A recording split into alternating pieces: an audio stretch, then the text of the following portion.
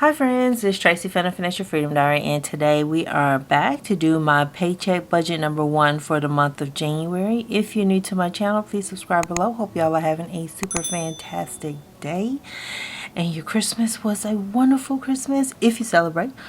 I'm not sure how long Hanukkah goes on. I should know because my boss is Jewish, but I always forget, and I apologize for that because I think Kwanzaa is going on now, I believe. But I am going to take this page out for my paycheck number 1 budget so I can look at my monthly budget. If this is your first time seeing me do this, I do a monthly budget, and typically I do that projection around the middle of the month before. And then I do a paycheck to paycheck budget.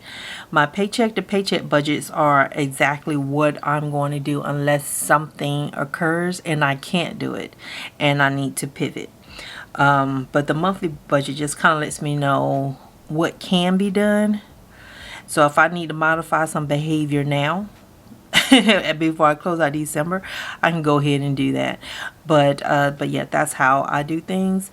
It's not saying that you have to do the same thing because that's what I'm doing. It's just a Tracy thing, and I just found out, like, over time this works better for me. I am one of those people who I worry a lot, and so I had to find things that worked and make sure I could cover all my bills, pay off all my debts, and do the things. Now, another thing, rent from my sons. This is money that they give to me. My sons are adults. They have been working for years. One is in his late 20s and one is in his early 20s. They will be paying $300 to me for rent. I do not save this money for them for a future event.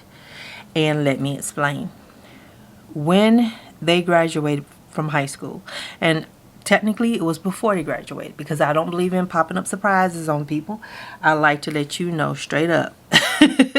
Here's the what for, the why, and everything, right? They were told they had 2 choices if they were going to stay with me. They either worked or they went to school. My oldest son went to school for like a year, and then he decided he wanted to work. He wanted to earn his own money. My youngest son was like, I want to earn my own money straight out of high school. So both of them worked. At that time, neither one of them, when they came straight out of school, paid rent.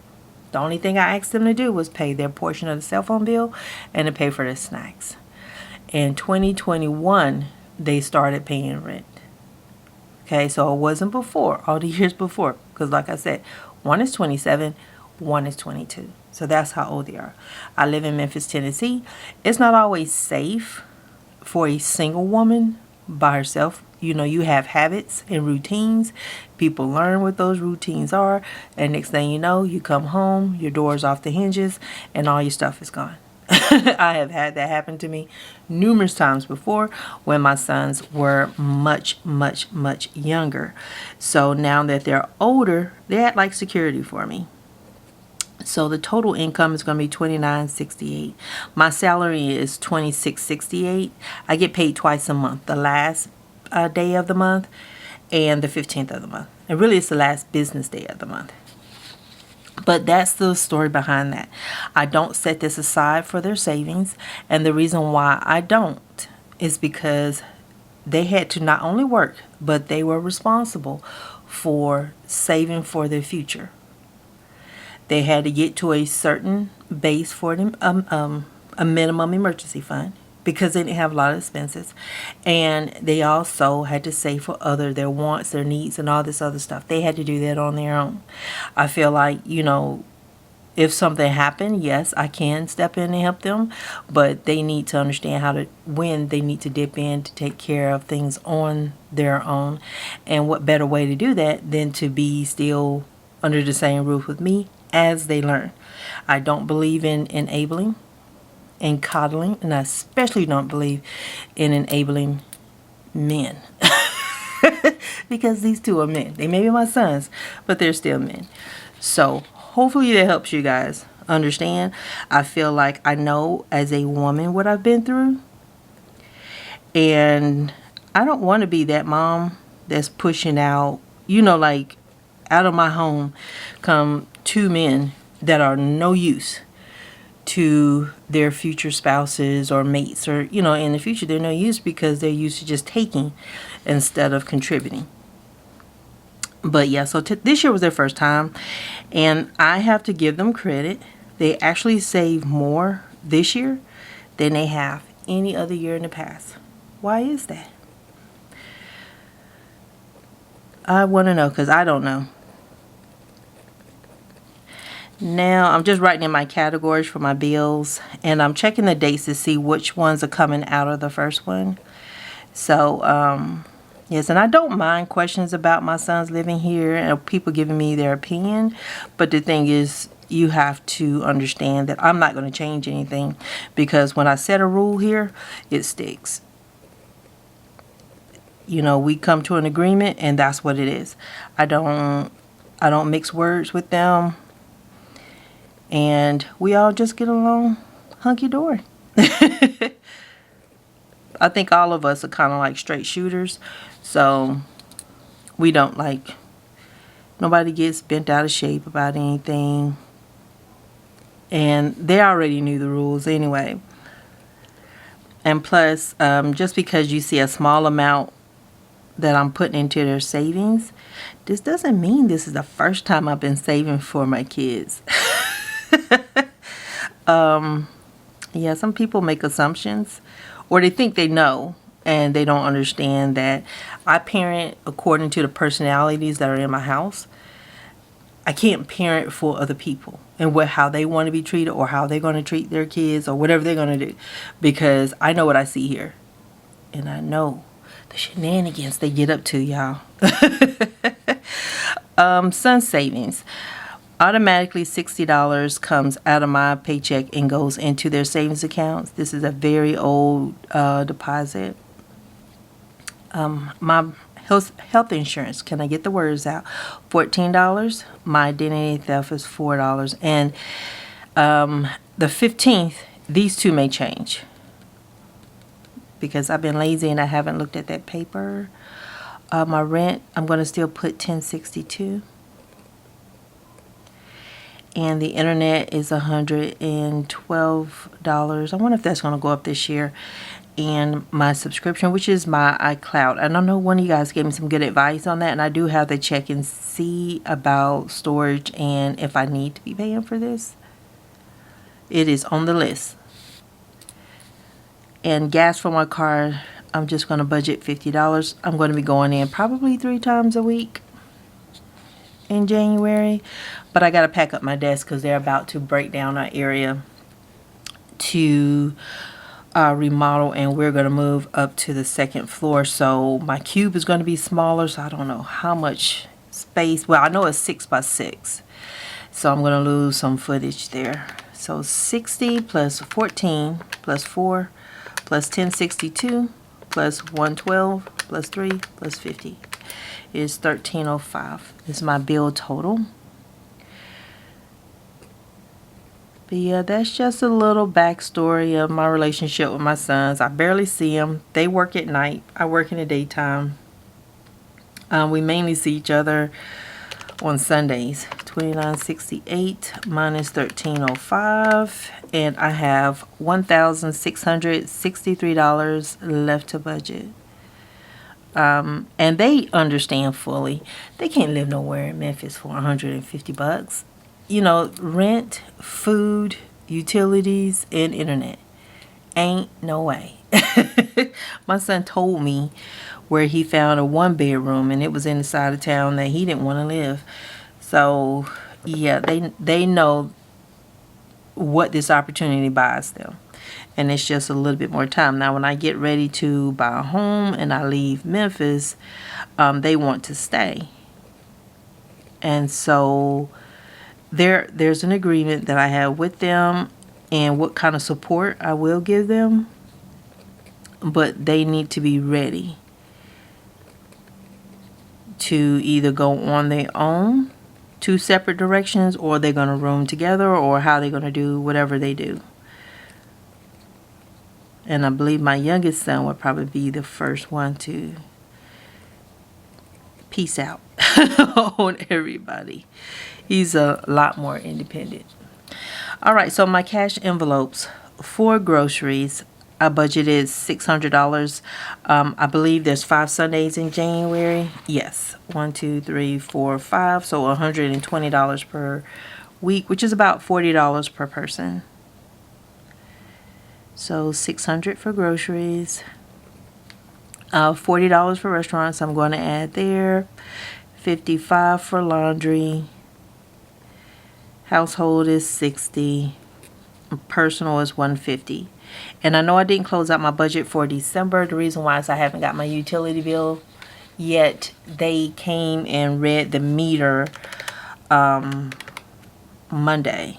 600 plus 40 plus 55 plus 60 plus 150. So that's one of the things I don't like, is that they changed the dates that they read the meter. And it just makes the end of the month, trying to close out everything, a whole mess.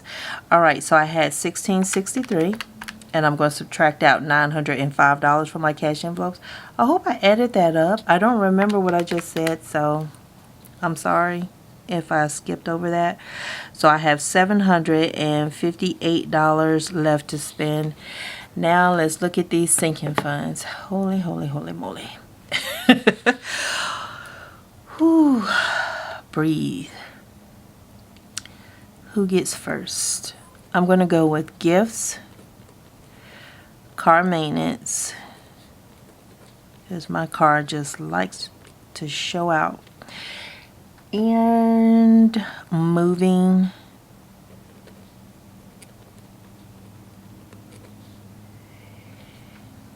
travel, and electronics. Okay, so if you saw my sinking funds video from Tuesday, you saw that I overspent in gifts. So that means that even though I budgeted $150, I'm going to have to put in more money into the gifts fund just to make up for that negative amount. You know, ooh, I just made myself tired just thinking about it. So I think it was about $124, because I'm going to use a whole number, but we can dip back and look. Yeah, it's a negative 123.38. So I'm just going to go a negative 124.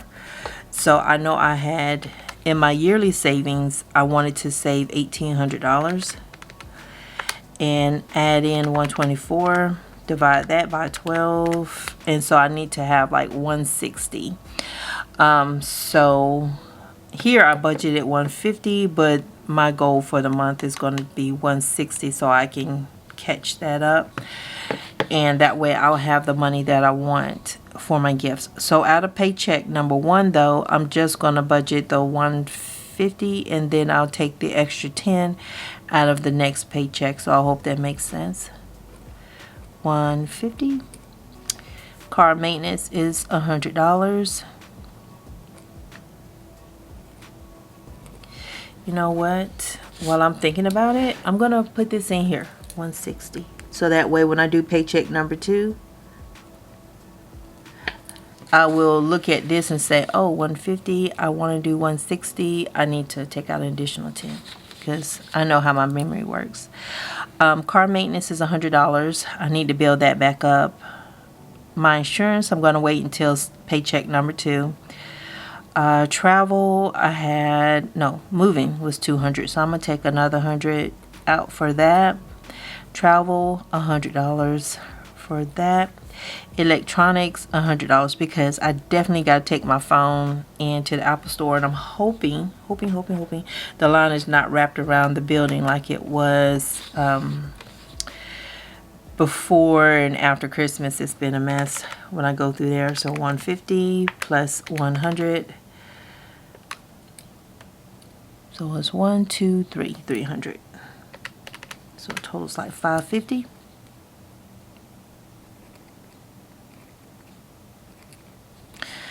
Well, alrighty. Let's make sure I did that right. 150, plus 1, 2, 3, 400 is 550. So yeah, did that right. So 758 was what I had left to budget after I took out the money I need for my cash envelopes. And I'm going to take out 550. And I have $208 left to go, and that's going to all go to my emergency fund. But yes, I do take all my cash envelopes out of my very first paycheck.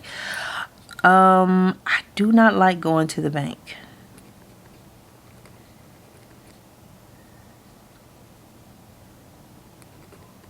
I know I can't. I write too big to write emergency fund here. So 208. And so I prefer to give myself all of my cash at the beginning of the month, and I just track that as the month go, week by week, in the weekly check-ins that you guys see on Saturday. So it's 208 is my total, and I have 0 left to spend. So let's go back through and make sure I got all the things, to think of the things. Income, 2668 plus 300 is 2968. Okay, and then we're going to subtract out 1305. All right, I didn't even hit the subtraction mark, and I thought I didn't. 1305. Subtract out 905. Subtract out 550, and subtract out 208. And I have a zero-based budget, so woohoo! But yeah, that's how I do all of my my cash envelopes. I just like to have it at the beginning of the month. I originally started using cash envelopes because I like to swipe. I got a real bad problem with my debit card, and so spending cash, I found that I try to keep the cash, and then I would still try to swipe the card. So I went through that for a long time, and then I broke that habit. Then I was a career envelope cheater. So I would, let's say, restaurants. I like to eat out. I prefer not to cook. I would spend up my money in restaurants, and then I would take it out of personal because I'm buying lunch for myself. So I would just make excuses, and then I would spend that up, and then I would hit the groceries because, of course, I try really hard to stay on budget in a grocery store, and so there would be some left over. So it was all for eating at restaurants, but I would just creep in all the envelopes. So it's taking me a long time to get that under control. And I want to say I've been at it like over 4 years. This June is going to be 5 years. So I ain't perfect, but I know the mess I can get up to. But so this way works better for me. I take the money out at once, and I know the objective is to make it last all month. And so no fool la la. So thank y'all so much for watching. Thank y'all for subscribing to my channel. I appreciate each and every last one of you. I don't mind if y'all have questions and stuff for me, but just understand that there may be history here that I don't always remember to bring up. And charging my son's rent, anybody who's with me from the very beginning knows I did not do that. It wasn't easy for me to do it. It was very, very hard for me to do that, but since I've seen their performance this past year, it was the best decision I could have done for them, and I regret nothing. But y'all have a super fantastic day, and I will talk to you guys again on Thursday. So y'all have a great one. Bye.